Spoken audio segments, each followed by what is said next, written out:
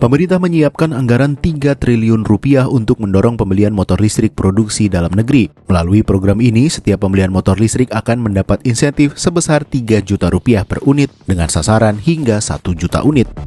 Menteri Keuangan Purbayayudi Sadewa di Kompleks Parlemen Jakarta pada Kamis 20 Agustus 2026 mengatakan program insentif tersebut merupakan program yang sama dengan yang diumumkan Presiden Prabowo Subianto. Namun pemerintah memperkirakan target penyaluran hingga 1 juta unit tidak akan tercapai pada 2026.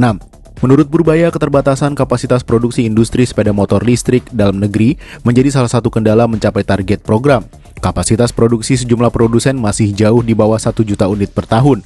Karena itu pemerintah memperkirakan penjualan motor listrik yang memanfaatkan insentif hingga akhir 2026 hanya sekitar 100.000 unit.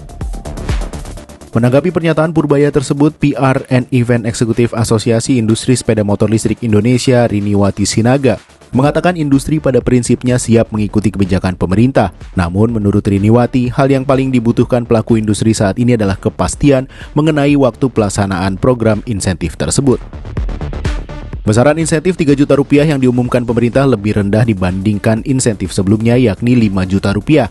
Menurut Riniwati, penurunan ini dapat berdampak pada penjualan karena berkaitan langsung dengan keterjangkauan harga bagi konsumen. Ia menilai jika program baru mulai berjalan pada September 2026 atau mendekati akhir tahun, efektivitasnya berpotensi terbatas. Pasalnya, masih ada proses administrasi dan penyelesaian anggaran yang harus dilakukan sebelum akhir 2026.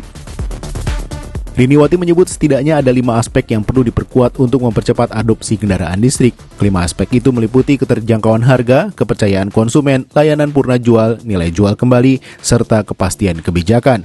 Dari kelima aspek tersebut, kepastian kebijakan menjadi fondasi, sebab ini menentukan keberanian industri untuk berinvestasi dalam pengembangan produk, riset dan pengembangan, serta penguatan rantai pasok. Untuk itu, Riniwati berharap kebijakan yang telah diumumkan dapat segera diimplementasikan. Dengan demikian, industri memiliki kepastian dalam berkomunikasi dengan pasar dan menyusun rencana produksi.